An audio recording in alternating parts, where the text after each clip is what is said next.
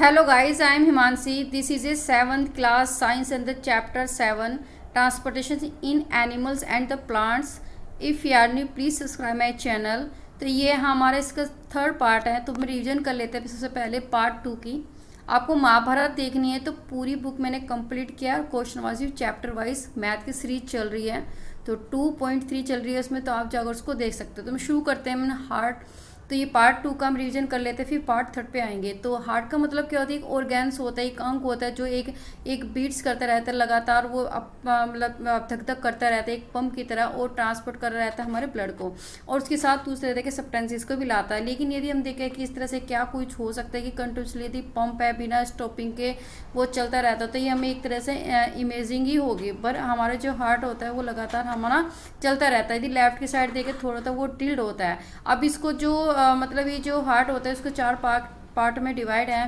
तो इसके जो अपर पार्ट जो चैम्पर्स होते हैं उसको एट्रिया बोलते हैं, सिंगुलर में एट्रियम बोलते हैं, और नीचे वाले उसको वेंटिकल्स बोलते हैं। अब ये ऊपर कह सकती है एरोथा है, वेना केवा है, और फिर पल्मोनरी आर्टरीज है, फिर पल्मोनरी वेन्स है, लेफ्ट एट्रियम से लेफ्ट वेंटिकल्स होते हैं, राइट एट्रियम्स होती है। The partition the completely separation of the two house and the right A ventricles. ये होता है कि ये मिक्स ना हो, जो हमारी मतलब ऑक्सीजन रिच जो ब्लड होता है और हमारा कार्बन डाइऑक्साइड जो रिच ब्लड होता है वो आपस में मिक्स ना हो, इसलिए इसको इसमें 4 भाग में इसको डाला गया है। फिर हमारे इसमें है हार्ट बीट क्या होती है कि लगातार हमारी चलती रहती है, एक पर कॉन्टैक्ट होते हैं, सिकुड़ती है, फिर उसी पोजिशन में आ जाती है। ये क्या होती है सिस्टमैटिकली होते हैं, रिदमिकली वो इस तरह से प्रोसेस होती रहती है। जो हार्ट बीट होती है वो क्या होती है हमारे लगातार चलते रहती है। लेकिन जब हम बीमार जाते हैं डॉक्टर क्या एक स्टेथोस्कोप होता है, तो उसके सहायता से ही हमारी धड़कन को देख पाता है, हमारे सुन सकता है। एक्सक्रीटरी सिस्टम क्या होते हैं हमारे ह्यूमन में, जो एक्सक्रीटरी सिस्टम होती है उसको देखते हैं। The waste which is the present in blood, जो भी वेस्ट मटेरियल होता है, जो भी हमारे वेस्ट सब्सटेंसेस होते हैं हमारे ब्लड में क्या होते हैं वो प्रेजेंट होता है, वहाँ पे पड़ा रहता है। Has to be removed from the body, उसको क्या होता है कि बॉडी से जो निकाला जाता है। How can this is done, use हम इसको किस तरह से निकालते हैं, किस तरह से जो वेस्ट है वेस्ट चीज़ें होती है हम किस तरह से हम बॉडी से बाहर निकालते हैं, और ये किसके द्वारा हम कर सकते हैं। A mechanism to be the filter the blood is the require, इसके लिए हमें एक सिस्टम की जरूरत है, मैकेनिज्म की जरूरत होगी ताकि इस ब्लड को हम फिल्टर कर सके, क्योंकि ये फिल्टर को हमें फिल्टर मतलब ब्लड को फिल्टर करना काफ़ी यूजफुल होता है। क्योंकि यदि हम इस ब्लड को फिल्टर ना करें, क्योंकि उसमें क्या हो जाएगी ब्लड में दोनों ही चीज़ें यूजफुल और अनयूजफुल दोनों ही चीज़ें वहाँ पे प्रेजेंट हो जाएगी, जो हमारी बॉडी को काफ़ी हार्मफुल पहुंचा सकती है। This is the done in the blood the capillaries in the kidneys, ये जो भी किया जाता है जो फिल्टर का काम करता है तो वो एक ब्लड कैपिलरीज होती है, तो वो करती है और हमारी किडनी में प्रेजेंस होती है। अब आपको पता होगा कि जो ब्लड कैपिलरीज होती है क्या होती है, जो भी हमने पार्ट 1 में हमने देखा था, जो ये आप देख सकते हो, ये वाली जो इमेज है तो ये वाली थी कि हमारी लंग्स होती है, तो लंग्स से जब भी हम सांस लेते हैं तो जैसे ऑक्सीजन लेता है तो ये कहाँ पे जाते हैं पल्मोनरी वेन्स में जाती है, जिसमें ऑक्सीजन रिच ब्लड होता है। फिर ये हार्ट में जाते हैं, हार्ट में पंप होकर फिर हमारी बॉडी में जाती है और सेल्स में जाती है, जिसको हम आर्टरीज बोलते हैं। जब आर्टरीज क्या होती है कि आर्टरीज यहाँ पे जाके क्या छोटी छोटी इसमें सेल्स में वो डिवाइड हो जाएगी। जब ये सेल्स बनेगी ये दोबारा किसमें वेन्स में चली जाएगी, जिसमें कौन सा ब्लड होगा हमारा, ये हो जाएगा कार्बन डाइऑक्साइड रिच ब्लड होगा। फिर हमारे हार्ट में जाएगा, फिर पल्मोनरी आर्टरीज में जाके अपनी जो पल्मोनरी आर्टरीज होती है इसमें ऑक्सीजन मतलब ये कार्बन डाइऑक्साइड जो रिच ब्लड होता है फिर हमारे लेग से वो बाहर निकाला जाता है, जो एक्सक्रीशंस में होता है। तो ये कैपिलरीज की होती है, ये कहाँ होती है, ये हमारी किडनीज में होती है, जो हमारा क्या करती है हमारे फिल्टर का काम करती है। फिर हम आके देखते हैं कि when the blood reach in the two kidney, जब भी हमारा जो ब्लड है वो 2 किडनी में जाता है तो it contain the both useful and the harmful substances, उसके पास दोनों ही चीज़ें होती है, यूजफुल जो भी हमारा शरीर यूज़ कर सकता है और जो हमारे नुकसान होते हैं, दोनों ही सब्सटेंसेस तत्व होते हैं हमारी किडनी में, जो भी हमारा ब्लड जाता है मतलब उसमें दोनों ही चीज़ें प्रेजेंट होती है। The useful substances are absorb back into blood, लेकिन जो यूजफुल सब्सटेंसेस होते हैं वो हमारा जो ब्लड होता है वो अपने आप में फिर उसको सोख लेता है। पहले तो ब्लड से फिल्टर होगा, उसके बाद जो यूजफुल होगा तो वो फिर अपने आप में फिर उसको ऑब्जर्व कर लेगा। The waste dissolve in the water, मतलब क्या होता है कि जो वेस्टेज होते हैं वो हमारे डिजोल्व मिल जाएंगे पानी में और हमारे यूरिन के द्वारा कहाँ चले जाएंगे, यूरिन के द्वारा हमारे बाहर निकल जाएगा। From the kidney the urine goes into the urinary bladder, फिर क्या होता है यूरिन हमारा यूरिनरी ब्लैडर में जाता है through the tube like in the ureter, किसके द्वारा, ए यूरेथर के द्वारा हम जाते हैं। जैसे हम ये इमेज दे सकते हैं, ये हमारी ये किडनीज होती है, ये किडनीज के टू हो गए, ये देखो क्या, ये हमारी क्या है, ये किडनी है, ये 2 किडनी है। ये जो यहाँ से जो फिल्टर होकर यहाँ पे जाती है, इसको यूरेटर बोलते हैं। और यूरेटर से क्या हो जाएगा, फिर हम यूरिनरी ब्लैडर में ही जाएगा, यूरिनरी ब्लैडर से आगे जाके क्या होगा, ये यहाँ से पास आउट होगा, पास आउट होकर यूरेथा में जाएगा, और यूरेथस में यूरिन जब ओपनिंग हो जाएगी, जहाँ से हम पेशाब करते तो वहाँ से वो निकल जाएगा। तो ये होमिनरी एक्सक्रीटरी सिस्टम्स होता है। तो इसमें जो ट्यूब, ये जो ट्यूब है उसको मैं यूरेथर्स बोलते हैं। अब आगे देखते हैं जो ट्यूबलैक से ureters, it is the store in the bladder, ये स्टोर होता है हमारे ब्लैडर्स में, and the pass out in the through the urinary opening at the end of the muscles tubelike in the urethra. मतलब इसके बाद में जो एक मसल्स होते हैं, मसल्स बनी मसल्स का बना होता है, इसको यूरेथा होता है, यूरेथा में जाता है ये जो भी हमारे यूरिन होता है, और उसके बाद जो हमारी यूरिनरी जो ओपनिंग होती है वहाँ से वो निकल जाता है। तो ये वेस्ट मटेरियल क्या होता है कि पानी में डिजोल्व होता है, उसके बाद हमारे शरीर से बाहर चला जाता है यूरिन के through. The kidney, the a ureter, bladder and the urethra are the excretory system. आप कह सकते हो एक्सक्रीटरी सिस्टम में क्या क्या चीज़ें आती हैं। तो ये हमारी फिगर 7.6 थी, जो काफ़ी वेरी इंपॉर्टेंट्स होती है और जो हमारे एग्जाम में भी पूछी जा सकती है। आगे देते adult the human the being the normally the pass out 1 से लेकर 1.8 litre the urine in the 24 hours. यदि अडल्ट देखे, मतलब एक बड़ा आदमी देखे, तो वो क्या होता है, नॉर्मली 1 से और 1.8 लीटर यूरिन 24 घंटे में वो पास आउट कर देता है। The urine consist of the 95% water, उसमें यूरिन में 95% पानी होता है, 2.5% यूरिया होता है और 2.5 अदर द वेस्ट प्रोडक्ट होता है। तो आप बता सकते हैं, आपसे पूछा जा सकता है कोई भी कॉम्पिटिशन एग्जाम समथिंग कुछ भी आती है कि यूरिया में क्या क्या चीज़ें होती है। तो 95 हमारे क्या होगा, वाटर होगा। यदि हम 2.5 देखें हमें यूरिया होगा, यदि 2.5 देखें तो अदर वेस्ट प्रोडक्ट होंगे। We have all the experimented that the we sweat on a hot the summer day. हमने काफ़ी एक्सपेरिमेंट अनुभव किया है कि जो स्वेट होता है, पसीना गर्मियों के दिनों में हमारे क्या होता है, शरीर से बाहर निकलता है। तो sweat contain the water and salt, जो स्वेट होता है, पसीना होता है, उसमें क्या क्या चीज़ें होती है, पानी और नमक होता है। Boojho has the seen sometime in the summer, Boojho ने देखा काफ़ी बार गर्मियों में कि वाइट जो patches are the formed are the cloth, की जो वाइट कलर की जो पैचेस होते हैं, सफ़ेद धब्बे होते हैं, वो हमारे कपड़ों पर बन जाते हैं। Specially in the area like in the under arms, ज़्यादा कहाँ पे एरिया में, कौन से एरिया में, जो अंडर आर्म्स होते हैं वहाँ पे हमें सफ़ेद पैचेस बन जाते हैं, धब्बे बन जाते हैं। 30 मार्क्स आर लेफ्ट, जो मार्क्स होते हैं क्या चीज़ें छोड़ते हैं, वो नमक छोड़ते हैं, जो भी हमारे स्वेट में होते हैं, पसीने में होता है। अब does the sweat the serve any other function, एक तो स्वेट का मतलब क्या होता है कि ये हमारे पैचेस होते हैं, हमारे क्या होते हैं कि वाइट कलर के पैचेस छोड़ देता है और उसमें वाटर साल्ट होता है। दूसरा कहता है कि जो स्वेट होता है, पसीना आता है, क्या वो दूसरे तरह के कार्य को भी पूर्ण करता है, दूसरे तरह के कार्य में भी हमें हेल्प करता है। तो we know that the water the kept in a earthen pot मटका इन द कूलर। आपने कभी देखा होगा कि जो भी पानी हमारे मटके में रखा होता है, अर्थन पोट में रखा होता है, वो क्या होता है, ठंडा होता है। दिस इज, वो क्यों होता है ठंडा, this is the because the water evaporates from the pores of the pot, की जो भी हमारे जो मटके में ये जो छोटे छोटे छेद होते हैं, उसके कारण जो पानी होता है, उसकी छोटी छोटी बूंदें इस मटके के बाहर निकल जाते हैं और उसके कारण क्या होता है, पानी ठंडा होता है। उसी के कारण पहले want to know the whether the other the animals are जो ए यूरिनेट, की जो मतलब जो क्या जिस तरह से ह्यूमन बीइंग में पसीना आता है, क्या वो एनिमल्स में भी आता है, तो ये पूछना चाहती है। तो हाँ आता है वो भी। अब आगे देखते हैं क्यों किस तरह से। The way in the which in the waste in the chemical are the remove from the body are the animal depend on availability of the water, की एक रास्ता होता है कि जो भी वेस्ट केमिकल्स होता है जो हमारे उसके एनिमल्स के शरीर से बाहर निकलता है, वो डिपेंड होता है, अनुभव होता है कि जो पानी के ऊपर। अब ये कह के आप ये कहते हैं एक्वेटिक्स एनिमल्स होता है, एक्वेटिक एनिमल्स होते हैं कि जो भी पानी में रहने वाले एनिमल्स होते हैं, जैसे फिश होते हैं, excretes cells the waste in the ammonia, वो किस तरह से एक्सक्रीट निकालती है, जो सेल्स में वो एमोनिया के रूप में अपने वेस्ट को निकालती है।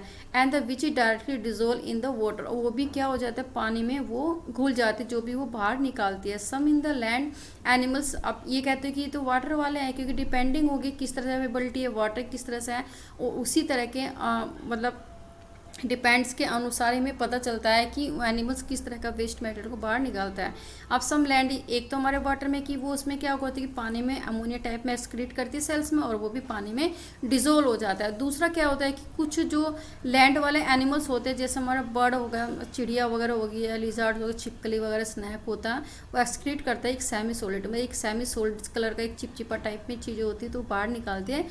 White in the colour in the compound A uric acid, उसको यूरिक एसिड्स बोलते हैं, जो एक वाइट कलर का कंपाउंड चीज़ें बनी होती है। The major excretory product in the human में इज़ द ए यूरिया। अब ये कहते हैं कि जो भी ह्यूमन बीइंग में जो ये बाहर निकलता है उसको हम यूरिया बोलते हैं।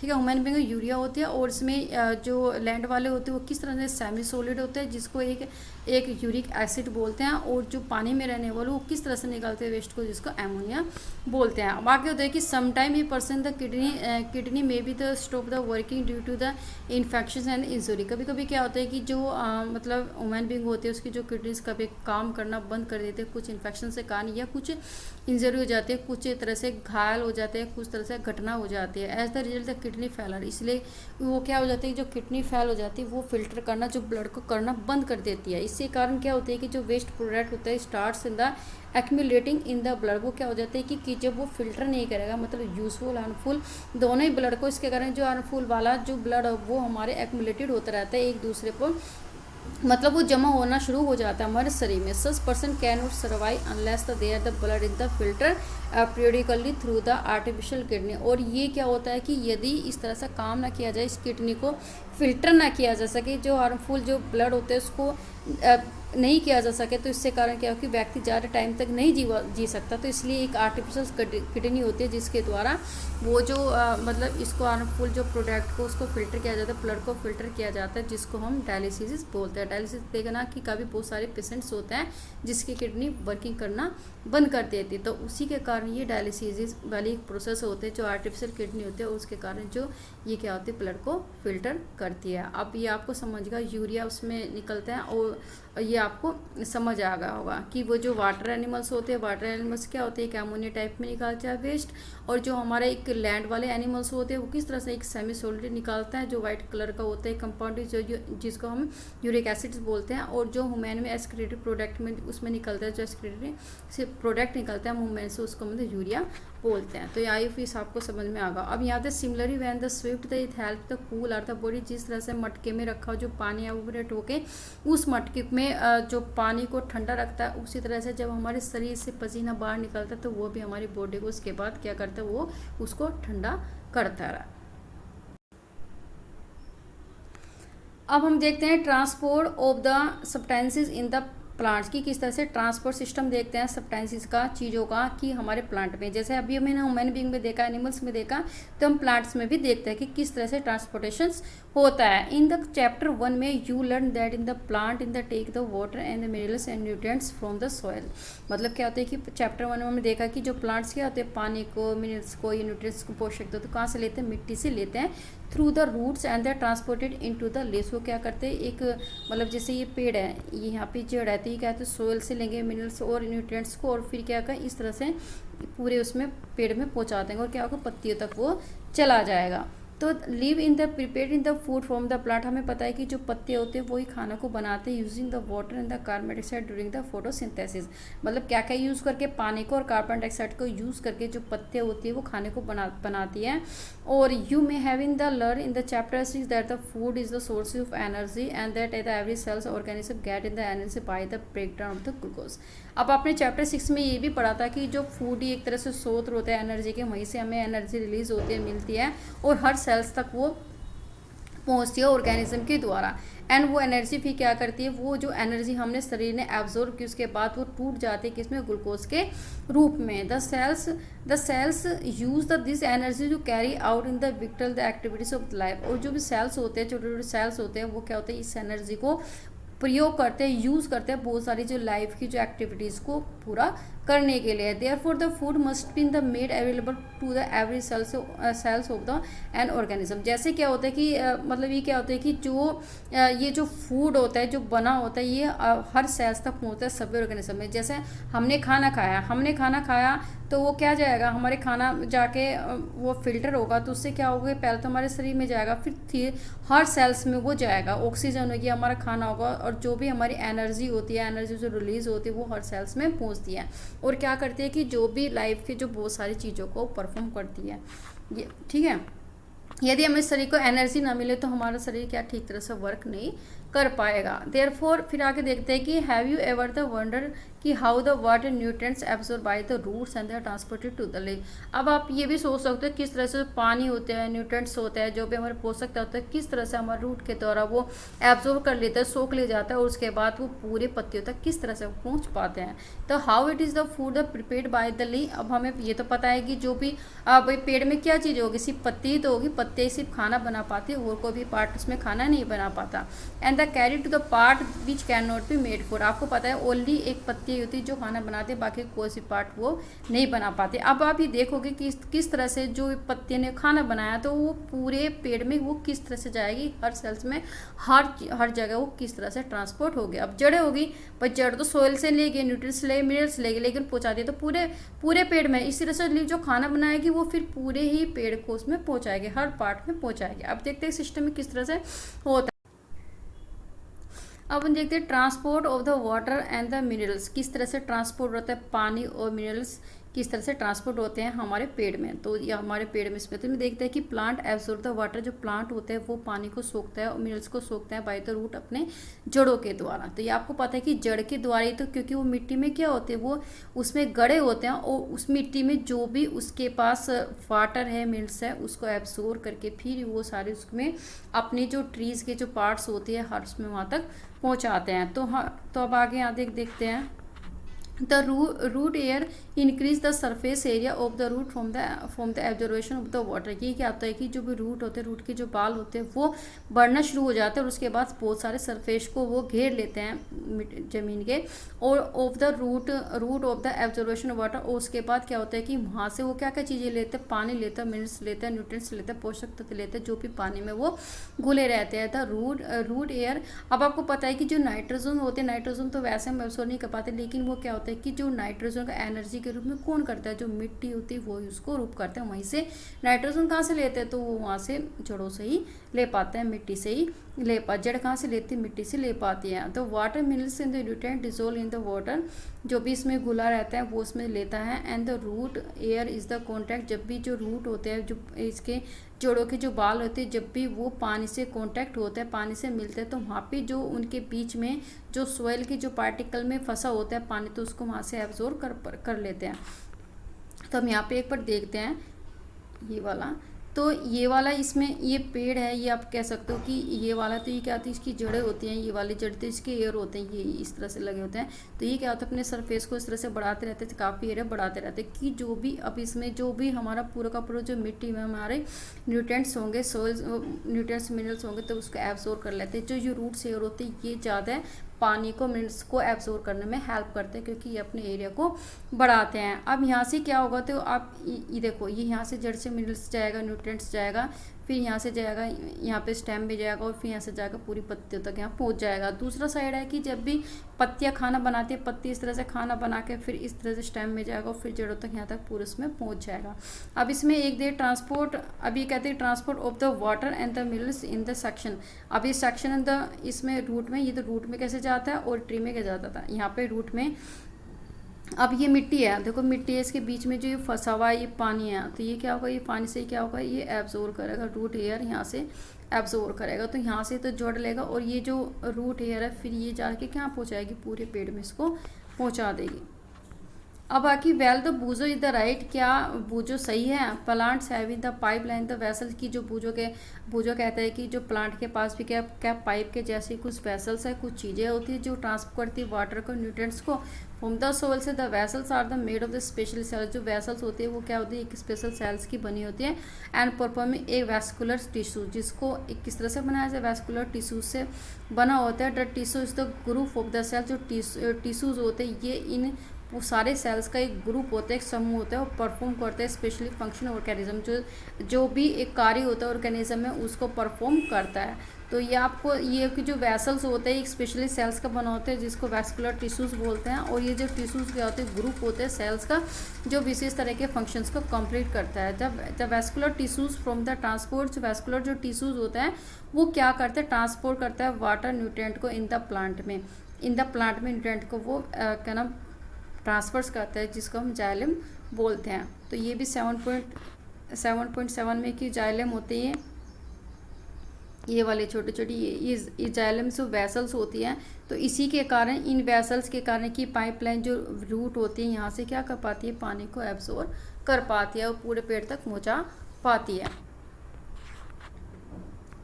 फिर इसमें आएगा the xylem forms a continuously network of the channel. जो जाइलम्स होते हैं वो एक लगातार एक नेटवर्क बनाती है, चैनल बनाती है। द कनेक्ट रूट जो किससे बना होता है, रूट से कनेक्ट होता है, और उस जड़ों से कहाँ से होता है, वो पत्तियों तक जाता है थ्रू द स्टेम्स के द्वारा, इन द ब्रांचेस के द्वारा, and transport the water in the entirely plant. और उसके बाद किया जाता है पूरे ही वो उसके इसमें मतलब पूरे ही पेड़ में वो चला जाता है। तो ये क्या होता है, एक फॉर्म होता है। देखो अब इसने क्या बनाया, ये पूरे यहाँ से तक जो रूट हेयर है, यहाँ से जो पानी में जो सोइल्स के बीच में जो भी पानी वगैरह है कुछ है, अब ये किसके द्वारा जो ये बनी होती है, जो जाइलम वेसल्स होती है पाइपलाइंस की इस तरह से बनी होती है। फिर यहाँ से इसके बीच में से जुड़ कर ये रूट हेयर तक जाते हैं। अब यहाँ पे रूट हेयर तक गई तो रूट हेयर तक जो मिनरल्स और न्यूट्रिएंट्स होते हैं, वाटर्स होते हैं, वो यहाँ पे जाएगी, फिर इसके स्टेम में जाएगी, फिर यहाँ पे इसकी टहनी तक जाएगी, ट्यूब्स में जाएगी, और उसके बाद वो लीव्स में जाएगी, और उसके बाद सारे पेड़ में वो ट्रांसफर हो जाती है। तो कौन से वाले सिस्टम के द्वारा होती है, जाइलम सिस्टम के द्वारा ये चीज़ें होती है, जिसके द्वारा प्लांट न्यूट्रिएंट्स और वाटर वगैरह को या फिर मिल्स वगैरह को एब्जॉर्ब कर पाता है। Paheli says that is the mother the put a lady finger. Paheli कहती है कि जो उसकी मदर है उसके पास कुछ क्या लेडी फिंगर है, भिंडियाँ, अदर कुछ वेजिटेबल्स भी हैं। Water if the they are in the somewhat dry, कभी क्या होता है कि वो उसके ऊपर वाटर डालती है जब वो सूख जाती है। शी वांटेड टू नो कि how the water enter into them, क्या आप बता सकते हो कि पानी वहाँ पे सभी जगह वो चला गया, उसमें गया। तो you know that in the live in the synthesis the food, आपको पता है कि जो भी मतलब आप कह सकते हो पत्ते ही होते हैं जो सिंथेसिस का मतलब जो खाना बनाती है। The food have to the transported to all the part, जो भी खाना होता है वो फिर पूरे प्लांट के पार्ट में चला जाता है। अब this is done by the vascular tissues, जिसको किसके द्वारा जाता है, एक वैस्कुलर टिश्यूज के द्वारा जाता है, जिसका फोलम बोलते हैं। The xylem and the phloem transport substances, the plant जो जाइलम होते हैं और फोलम होते हैं, वो क्या होते हैं, ट्रांसपोर्ट करते हैं हमारे सब्सटेंसेस को। देखो आपने एक देखो जब भी हमारा जैसे जड़ से यहाँ पे जाएगा, जड़ से इसमें समझाती हूँ, एक सेकंड।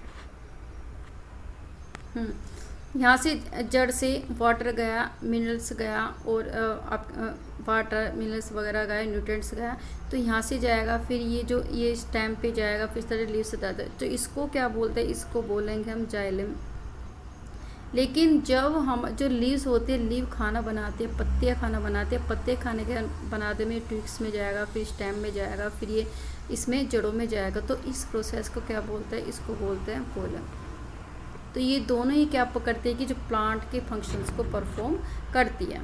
तो जड़ों से मिनरल्स वगैरह है इसको ले जाना और हर पत्तियों तक ले जाना, तो उसको जाइलम के द्वारा होता है। और पोलेम का मतलब जो भी पत्तियाँ खाना बनाती हैं और उसके द्वारा स्टेम से ट्विक्स में जाके फिर वो जड़ों तक जाती है, तो वो कौन सी प्रक्रिया के द्वारा, उसका पोलेम प्रक्रिया के द्वारा होता है।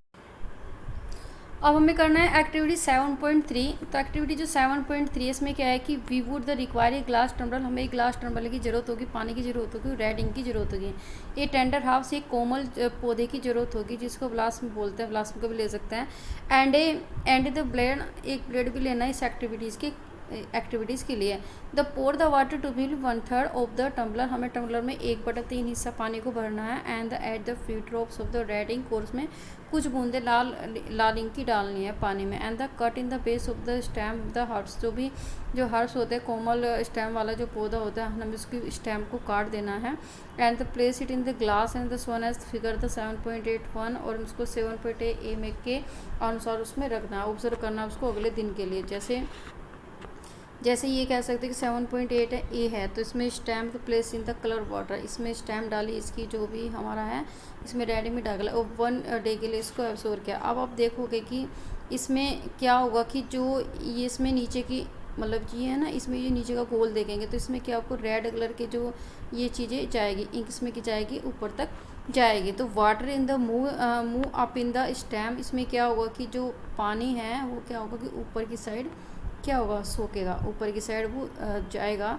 And the in large the view the open and the end of the stamp, और ये क्या होगा जो स्टैम्प का जो गोल वाला वो इस तरह से देखा जैसे ये होगा, तो इसमें क्या होगा रेड कलर के इस तरह से ये जाएगी इंक अंदर की तरफ। तो ये वाला इसका ओपनिंग दिया हुआ है। Does any the part of the hearts appear in the red, क्या आपने देखा कि क्या उसका जो हार्ट्स होती है उसका कोई भी पार्ट आपको रेड कलर का दिखाया था। If yes how do you thinks the colour the reach there, अब यदि ऐसा है तो किस तरह से जो पानी है वो किस तरह से पहुँचा। तो हम इस पर देख सकते हैं कि आप देख सकते हो कि जो ये इसमें तना होगा तो इसमें भी इंक इस तरह जाएगी और हल्की हल्की जाएगी और फिर इस तरह जाएगी, फिर इसमें लिव तक चली जाएगी। तो आपने देखा कि इसके सबटेंसी जब हमने ओपनिंग इसमें ये वाला देखा तो इसमें क्या होगा कि जो रेड कलर की इंक, ये भी इसका मतलब ये ऊपर की साइड्स में जा रही है तो हर पार्ट में जाएगा। अब इसका मतलब क्या होगा कि जैसे हमारा हमने देखा था कि आगे तो हम देख सकते हैं कि जैसे यहाँ पे इसमें जड़ है भाई, जड़ों के द्वारा इस तरह से जड़ से जाएगी, फिर स्टेम में जाएगी, फिर ट्विक्स में, इसमें किटानियों में जाएंगे और फिर इसमें किस में जाएंगी, पत्तियों तक जाएगी। इस तरह से हमारे पेड़ का सिस्टम होता है। इस तरह से ये इंक गई ट्रांसपोर्ट हुई, सेम हमारे जड़ें भी इस तरह से हम पहुँच सकते हैं। तो इस तरह से हम पहुँचा सकते हैं पूरे ही इसमें प्लांट मिनरल्स होगा, वाटर्स होगा, न्यूट्रिएंट्स वगैरह होगा। You can in the cut in the stem across look in the red in the colour inside in the stem the 7.8 B and the 7. आप भी कोई भी इस तरह से किसी की भी स्टैम्प को करके दे सकते हो, किसी की पौधे की स्टैम्प को देख सकते हो। और जैसे हमारा इसमें क्या था, इस वाले तना और फिर इसके नीचे वाले हिस्सों को भी ऐसे ऐसे लार्ज करके आप इसको देख सकते हो। अब from this activity we see that in the water move up in the stem, आपने देखा कि जो पानी है ऊपर की साइड से जाते हैं स्टैम्प में, इस तरह से ऊपर चढ़ता है। In the other the word the stem in the conduct water, इसका मतलब वो कहते हैं कि जड़ों से जो स्टैम्प होता है क्या लेके जाता है, पानी को इस तरह से लेके जाता है। Just like in the red ink, जैसे वो इंक लेके गई थी। And the minerals dissolve in water, जो भी पानी में क्या होता है जो मिनरल्स वगैरह घुला होता है तो वो सारे उसको लेके जाती है। In the move up in the stamp, और फिर स्टैम्प तक जाएगा अलॉन्ग विद द वाटर को लेकर। And the water minerals going to live, फिर उसके बाद क्या होगा सारे इसमें पत्तियों तक वो पहुंच जाएगा। And the other in the plant in the part through the in the narrow tubes in the xylem inside in the stem. और इसके बाद क्या होता है कि जो भी हमारा जो पेड़ के स्टेम होती है तो उसमें इनसाइड में कुछ ट्यूब मतलब क्या होता है कि पतली पतली करके ट्यूब्स होते हैं, उसी के द्वारा ये हमारे मिल्स वगैरह जाती हैं पेड़ों में। ठीक है, तो ये आपको समझना होगा पत्ती तक पहुँचते। पूजो वांटेड टू नो कि why in the plant has the large quantity of the water. Boojho जानना चाहते हैं कि क्या क्यों जो पानी मतलब पेड़ होते हैं जो कहते हैं क्या वो ज़्यादा पानी को एब्जॉर्ब कर पाते हैं मिट्टी से। And then the give off in the by transpiration, क्या उसके बाद वो ट्रांसपिरेशन के द्वारा पानी को छोड़ते हैं जब वो ज़्यादा पानी को एब्जॉर्ब कर लेते हैं। अब तेरे ट्रांसपिरेशन क्या होता है, ट्रांसपिरेशन का मतलब क्या होता है 6, अब हमने 6 क्लास में देखा था कि there plant in the release a lot of the water by the process of transpiration. Transpiration के द्वारा क्या होता था कि जो भी पत्ते होते हैं मतलब इसके पत्ते होते हैं उसके आप देखना कि उसके ऊपर भी छोटी छोटी बूंदें होती है। जब छोटी छोटी पानी की जो बूंदें बनी होती है इसका मतलब क्या होता है कि वो भी ट्रांसपिरेशन करे पानी को छोड़ रहा है। Plant absorb in the minerals nutrients and the water from the soils. अब हमने देखा कि जो प्लांट क्या है कि प्लांट ने एब्जॉर्ब किया मिनरल्स को, न्यूट्रिएंट्स को, जो भी पानी में मिट्टी में घुला रहता पानी को, इसको एब्जॉर्ब किया। Not all the water absorb by the utilise by the plant, क्या सारा पानी ही जो पौधे होते हैं क्या सारा ही पानी एब्जॉर्ब कर पाते हैं जितना कि वो ले पाते हैं, मतलब जैसे जड़ों से पानी गया स्टेम में गया जितना पानी गया वो सभी का एब्जॉर्ब कर पाते हैं, नहीं कर पाते। तो उसके कारण क्या होता है कि जो water evaporates the in the through the stomata in the present on the surface of the leaf. अब आपने देखा कि जो पत्तियाँ होती है पत्तियों में मतलब स्टोमाटा के छोटे छोटे क्या होते हैं छेदित होते हैं, तो इसके कारण इस छेदों के द्वारा ही पानी एवोपरेट होता है जो हमें बूंदे की तरह दिखाई देता है। इसका कारण क्या होता है कि जो भी हमारा प्लांट ने ज़्यादा पानी एब्जॉर्ब किया उसके बाद क्या होता है कि वो पानी को छोड़ रहा होता है बाहर की साइड, तो ये भी एक तरह का एक्सक्रीशन का ही पार्ट होता है। तो on the surface of leaf by process transpiration के द्वारा पानी को छोड़ा था the evaporation of the water, जो एवोपरेशन है जो भी भाप बनकर जाना है पानी को निकलना है पत्तियों की तरह जनरेट करता है a suction the pull suction pull in the same that the you produce when the you in the suck the water in the through the straw.